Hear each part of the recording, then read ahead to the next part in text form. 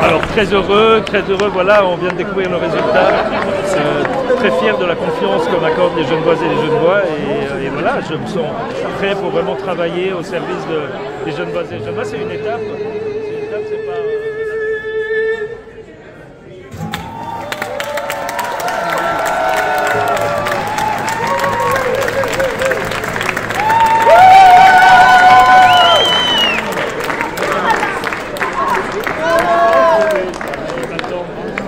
On est le troisième parti du canton. Le système suisse veut que les principaux partis, normalement, la logique c'est qu'ils soient représentés au gouvernement. Alors ici à Genève c'est le peuple qui décide. Si on prend au niveau fédéral c'est le Parlement. Mais c'est en proportionnel effectivement de la force des partis. Le but étant que le gouvernement soit représentatif. Donc je ne pouvais pas imaginer effectivement un gouvernement sans les forces écologiques qui représentent, alors il y a les Verts, mais il y a aussi les Verts libéraux, et je pense qu'il était important que l'écologie y soit encore. Non, pas satisfait, j'aurais été satisfait si j'avais été élu, mais satisfait de la campagne, et puis satisfait du résultat à demi, oui, parce que c'est un bon score tout de même, mais évidemment qu'avec la campagne qu'on a fait, le job de terrain et les militants qui étaient derrière moi, j'aurais souhaité leur offrir cette place au Conseil d'État. Toujours de la démocratie ici, c'est moi, c'est bon. Monsieur Lanec, je suis désolé, c'est le peuple qui a décidé de baisser les impôts et la loi dont vous parlez est contraire au droit supérieur. Donc ça n'a aucun sens, si vous dites. Ouais, ça cause beaucoup, mais je veux dire clivage gauche-droite, les blabla, la population n'a même pas été prise en compte concernant leurs besoins. Et puis le taux de participation, même pas 31%, ils ne représentent même pas 15% de la population. Donc c'est des élections qui ne devraient même pas être validées. Déjà, j'aurais plus besoin d'aller à Berne. Je peux laisser de côté mes cours d'allemand. Non, mais ça va changer. Oui, bien sûr, mon emploi du temps sera totalement différent. Puis passer d'un parlement à un exécutif, bon, j'étais à l'exécutif à Carouge, c'est totalement différent. Je veux dire, on travaille avec des équipes, on travaille sur des projets, alors qu'au Parlement, on est beaucoup dans le déclaratif et on travaille sur des lois, mais on travaille beaucoup en coulisses, alors que, au Conseil d'État, comme dans tout exécutif, eh bien, on est au front, on rencontre des gens, on serre des mains et on travaille à amener des réponses concrètes. Et puis aussi travailler avec le Parlement. Seulement, c'est quand même le Parlement qui décide beaucoup de choses ici, heureusement. Et donc, il faudra aussi convaincre le Parlement sur de nombreux dossiers. Donc voilà, moi, je me sens prêt, j'ai envie et je me réjouis de ce nouveau défi. Il manque 5000 voix, on est très très près, il manque 5%. Bon, voilà, c'est prêt, mais ce plafond de verre n'a encore pas sauté. Quand on voit le pognon qui a été dépensé pour Nicolas Walder, c'est plusieurs centaines de milliers de francs, j'estime. Une campagne, c'est énormément de travail parce qu'en plus, il y a une tension, les partis politiques sont en ébullition, donc il y a des débats à faire, il y a des émissions à faire en plus. Puis après, toutes ces émissions spéciales qu'on fait en extérieur, là, on est installé au Canon. Donc vous représentez pour l'équipe technique, c'est 2 jours pleins de travail, il faut monter un décor, il faut ensuite faire l'émission, il faut démonter le décor. Et donc c'est beaucoup de travail, beaucoup de fatigue. Donc aujourd'hui, on souffle un peu, on est content. Et on est content de cette campagne, on a fait une belle campagne, une belle couverture. Et donc on est très content du travail réalisé par les Monts Bleus. J'aime bien Berne, mais on a vite fait le tour et je me sens très genevois. Donc je suis très heureux de pouvoir passer plus de temps dans mon canton. Là, il y a le candidat Lionel Dujardil qui arrive maintenant. Est-ce que finalement, si on additionnait les voix de Philippe Auberson et les voix de Lionel Dujardil, il aurait gagné si tu t'étais pas présenté? Alors ça ne veut absolument rien dire du tout. Est-ce que le fait qu'il y ait un 3e candidat, ça a porté préjudice? Je pense pas. Je pense que les voix de Philippe Auberson ne seraient pas forcément revenues vers moi. Non, je pense que ce qui a manqué, c'est peut-être un électorat centriste motivé à aller voter. Mais cette campagne assez agressive menée par nos militants, je ne pense pas que ça a aidé le centre à être motivé pour aller voter. Je suis prêt à reprendre n'importe quel département, mais c'est vrai que voilà, le département du territoire, je me suis occupé d'urbanisme à Carouge, j'ai créé le service de l'urbanisme à Carouge, à mon stage j'ai travaillé sur les projets et j'ai vraiment envie de m'investir pour l'aménagement du territoire et évidemment aussi toutes les questions environnementales. Donc voilà. Mon premier choix, mais de nouveau, je comprends si certains veulent changer de département et je m'occuperai du département qui sera le mien. Un Vert est élu de nouveau au Conseil d'État pour remplacer Anthony Hodger. C'est la victoire des Verts aujourd'hui. Eh oui, et ça nous fait très plaisir, surtout que c'est mon futur homologue cantonal s'il n'y a pas de changement de département. Donc je suis très contente évidemment que ce soit un écologiste qui soit élu. Ça équilibre aussi un petit peu le Conseil d'État, ça reste dans le même équilibre. On va dire c'est quand même une volonté de la population de rester dans ce statu quo en termes de gauche-droite. Et puis au niveau de la ville de Genève, bien évidemment, on est très content de pouvoir collaborer avec le canton sur les questions d'aménagement.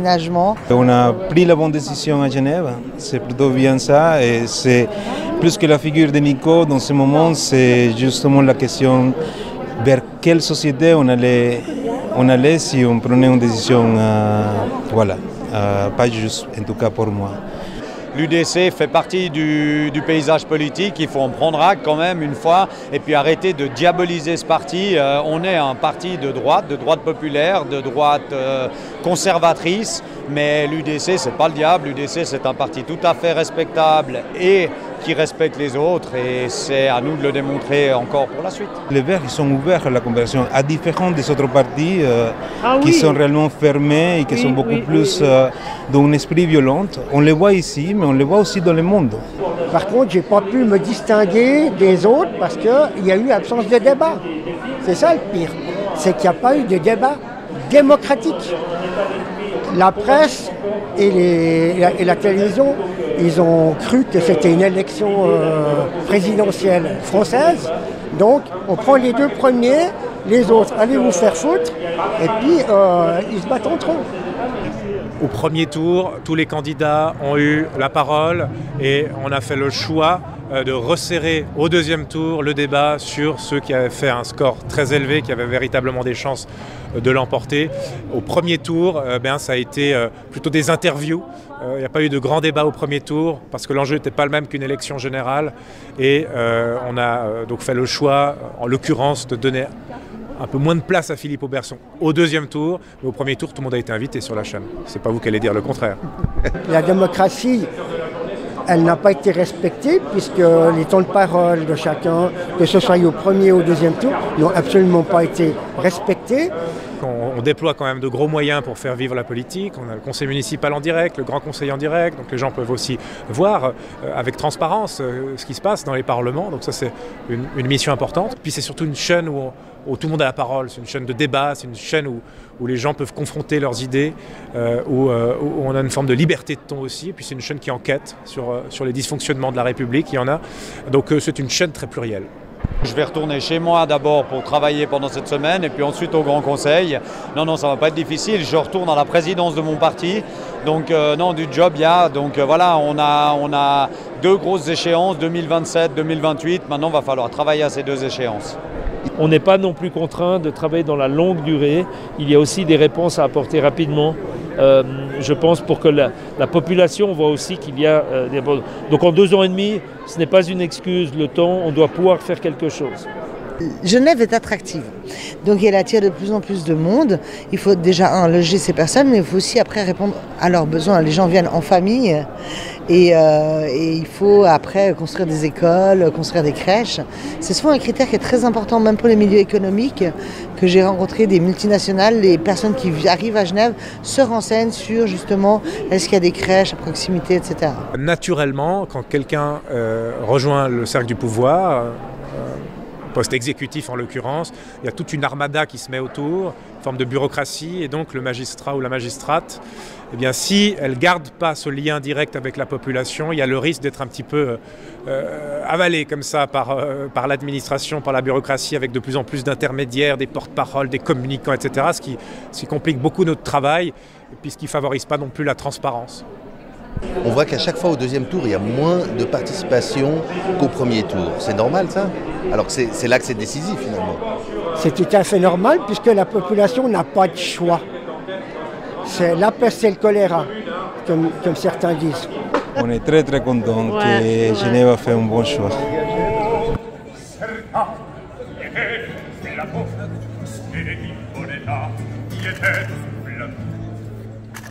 Vous avez notamment été à la tête avec l'affaire Fischer. Est-ce que là, on aura aussi une affaire Valder ou est-ce qu'on a cette approche comme ça? On ne part pas du principe qu'il y a des affaires sur tout le monde. Donc non, on ne part pas du principe qu'il y aura une affaire Valder, je vous rassure. On a d'autres chats à fouetter en ce moment.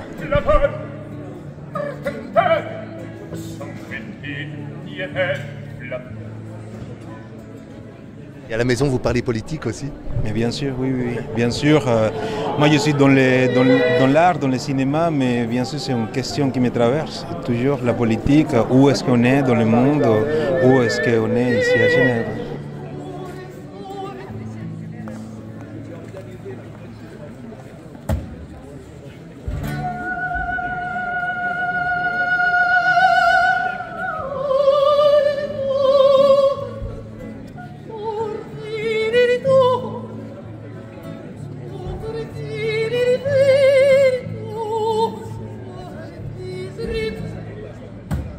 Pour le mariage pour tous, vous aviez parlé à un moment d'adoption, vous pensiez à l'adoption, c'est toujours à l'ordre du jour ça? Non, alors on avait simplement dit que si jamais un jour on avait un enfant, ce serait plutôt l'adoption, parce qu'il y a assez d'enfants qui sont abandonnés, et voilà, mais on en a beaucoup discuté en commun, mais on n'a pas d'intérêt, ni mon mari ni moi, et je pense que nous n'aurons pas d'enfants, voilà. C'est un scoop que je vous donne, mais en tout cas c'est pas à l'ordre du jour aujourd'hui.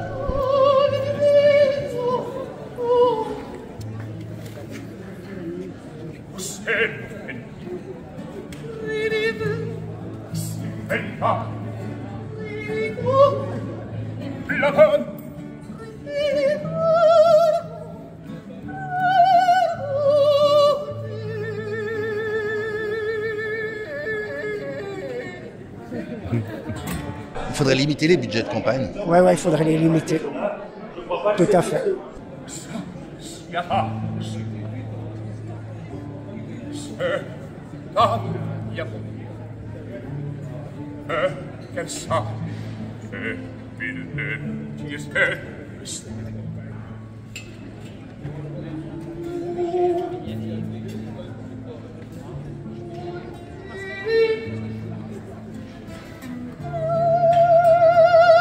L'Aimant Bleu sort beaucoup d'enquêtes un petit peu particulières sur Genève. Vous obtenez où vos sources? Ah, secret. Eh bien, on va rester là-dessus. Merci beaucoup, Jérémy. Merci, Olivier.